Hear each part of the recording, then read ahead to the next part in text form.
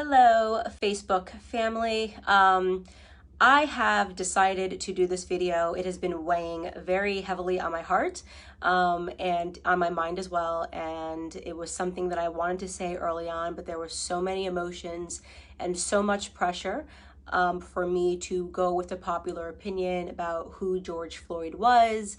And sometimes it can be difficult when there are just so many external pressures to say what you believe. And this was an instance where I felt like my silence would have been better in the beginning, but the more that I think about it, I realize that we are being sold a lot of lies, and at the detriment to the Black community, at the detriment to the white community, and at the detriment to America as a whole. So I want to come out and say that I do not support George Floyd and the media depiction of him as a martyr for Black America. I'm going to explain why, and I hope that some of you guys will understand where I'm coming from. I have spent a considerable amount of time reading a lot of Black authors that I think are some of the most brilliant Black Americans breathing. Walter Williams, Shelby Steele, Thomas Sowell, and I recently came across something that was an idea that was planted into my head by Shelby Steele, and it has been something that I cannot forget. It is something that will stick with me for the rest of my life. And it is something that I hope for the Black Americans that are watching will stick with you for the rest of your life.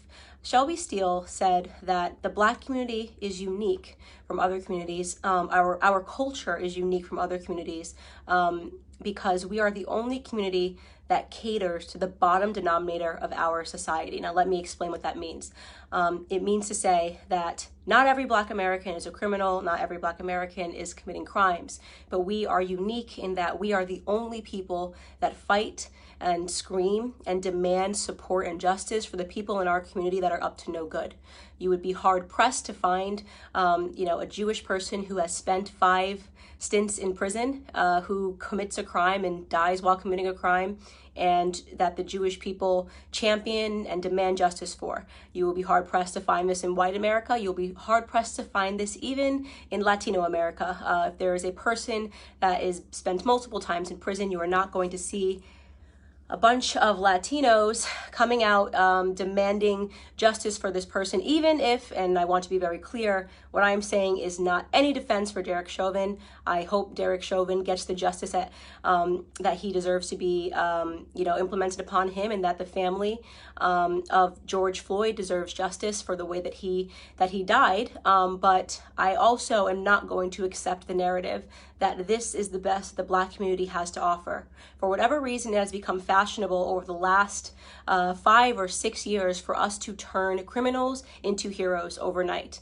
And it is something that I find to be despicable, and it is something that I refuse to stand by any longer, and I am not going to play a part in it, no matter how much pressure comes from Black liberals and Black conservatives as some token of people wanting you to believe that this is the only way you can be Black, is you have to say this was wrong and that this person was amazing. I won't do that.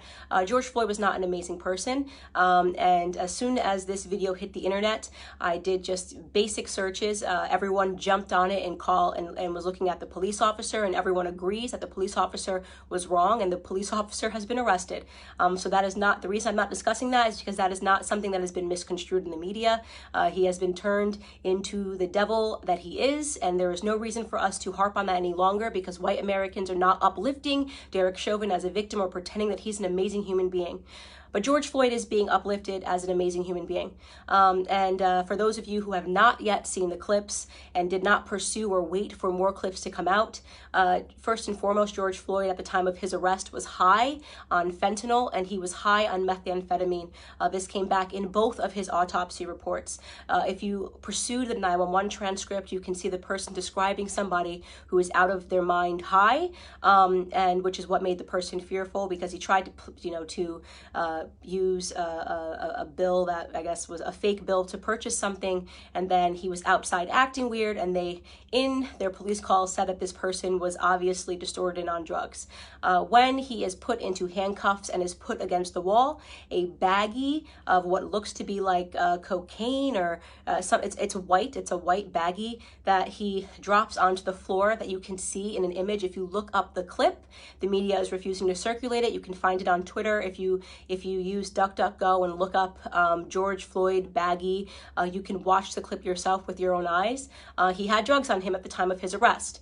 Now, barring all of that, nobody thinks that he should have died during this arrest, but what I find despicable to be is that everyone is pretending that this man lived a heroic lifestyle when he didn't, and I want to talk about what his lifestyle was leading up to this moment and why I refuse to accept the narrative that this person is a martyr or should be lifted up in the Black community and that we should be buying t-shirts with his name on it, okay?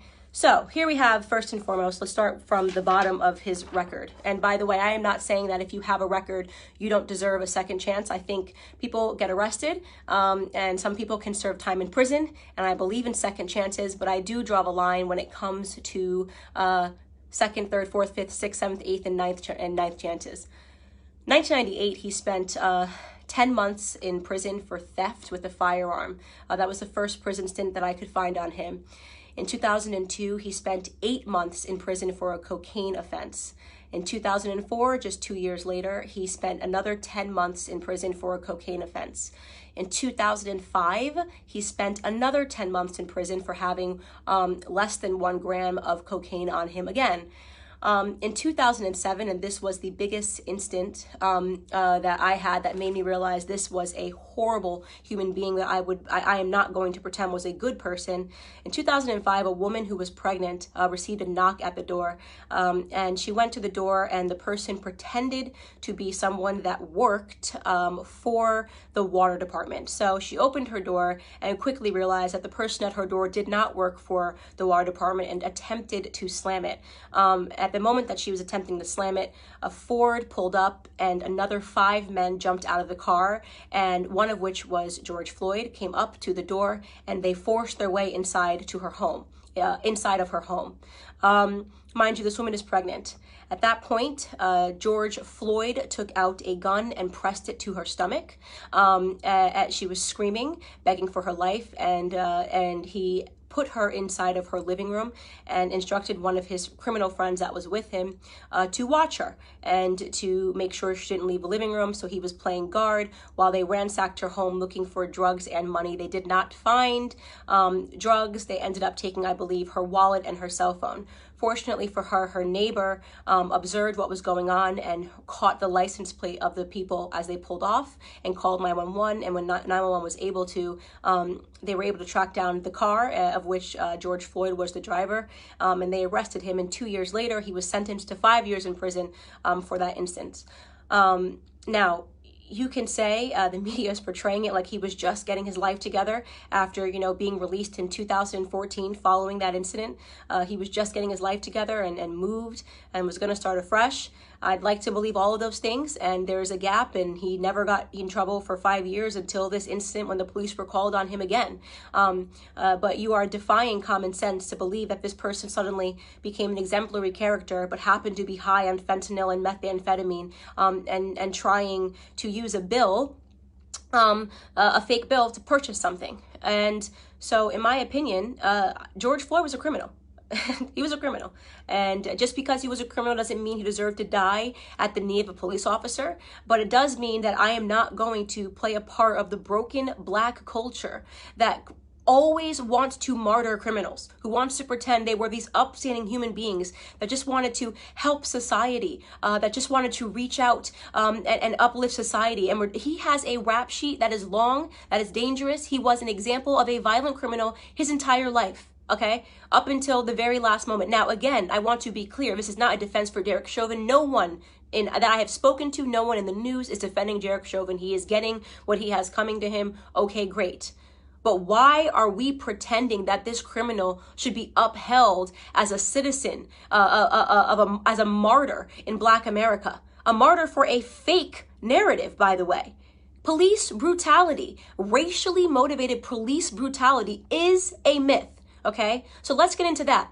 Not only are we using this death, right, and allowing it to cause these riots and protests, pretending this was some upstanding citizen in the Black community who was tackled down and killed for no reason, right? Not only are we allowing it to inspire riots in which Black people are dying, in which actual upstanding Black citizens are dying. Case in point, I'm sure you guys have all now seen David, the sheriff that just was shot and killed because he was trying to protect a pawn shop. Please look him up if you haven't seen it. I'm blanking on his last name. His first name is David, who was shot and killed for trying to protect a pawn shop from looters, an upstanding citizen, an actual head of a police. He was the head of a police his entire life, 77 years old, did everything right? So we now have to kill upstanding Black citizens because a non-upstanding Black citizen, a career Black criminal, died. Now, did he deserve to die in that manner? No. I can't say it enough. No, he didn't deserve to die in that manner. But I will be damned if the rest of us upstanding Black citizens have to suffer because of this incident that rarely ever happens in America. So here are some numbers for you people that are still believing that police brutality is a real, racially motivated police brutality is a real thing. First and foremost, okay, you have a 25% higher chance as a violent white criminal of dying at the hands of a police officer than you do as a Black criminal. Last year, a total of 9 unarmed black men were killed by police officers and 19 white men were killed by police officers. For those of you that aren't good at mathematics, right, you might be thinking, oh, but Candace, white people represent 60% of the population and Black people represent just 13% of the population. It doesn't matter what percentage of the population you represent. It matters what percentage of the violent criminal community you represent. And unfortunately, Black community commits a disproportionate amount of crimes compared to the white community. Let me tell you, 6% of the population, right? Black men, 6% of the population account for 44% of all murders in this country, according to 2018 statistics.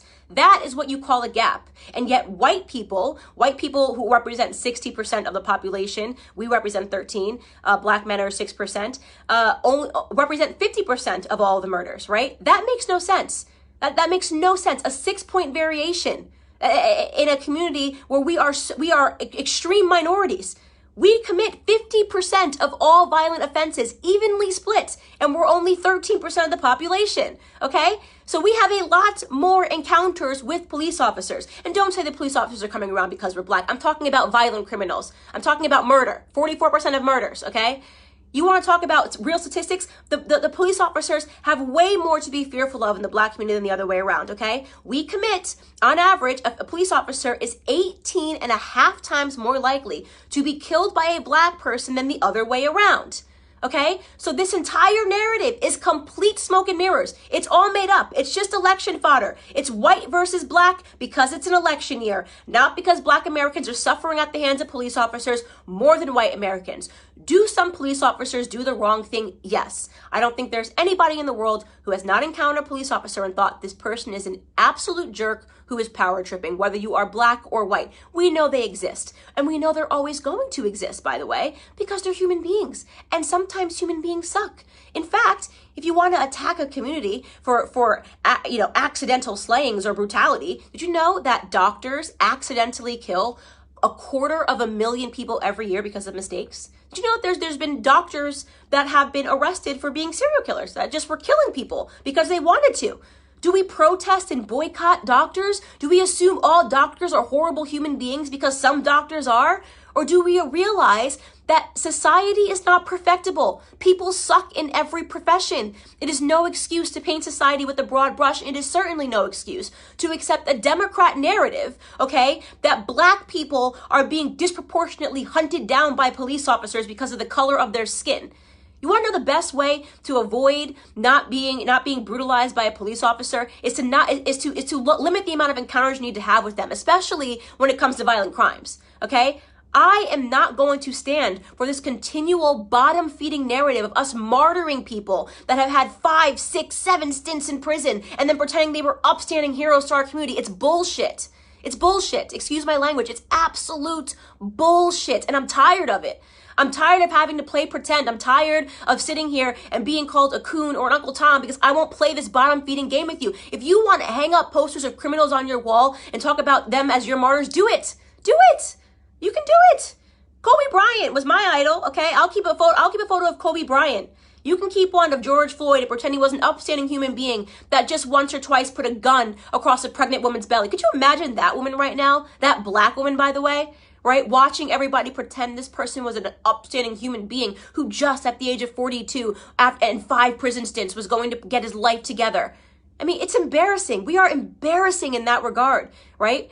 This is why we have a cycle and a toxic culture, because nobody wants to tell the truth in Black America.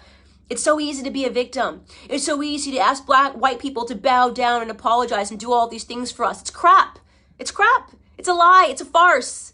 Our biggest problem is us, okay? It's why we don't talk about it when black on black crime happens. It's why we don't talk about it when 40 black people are killed in one weekend during Memorial Weekend in Chicago. We don't want to talk about any of that stuff. We don't want to talk about Baltimore. We don't want to talk about New Jersey. We don't want to talk about any of these places where black people are being slaughtered by other blacks, because that would mean that we had to be personally accountable, right? That would mean personal responsibility. We don't do personal responsibility in our community. We don't do it. We blame white people, right? We only point a camera to white people when they do something, even though we do it at a way higher rate to ourselves, right? We celebrate our drug dealers. We're the only community, right, that would ever create hashtags to free people from prison because they committed crimes, like free Meek Mill, free this rapper, free this rapper. How hard is it to not spend multiple times in prison? How difficult is that? Is that too hard for us?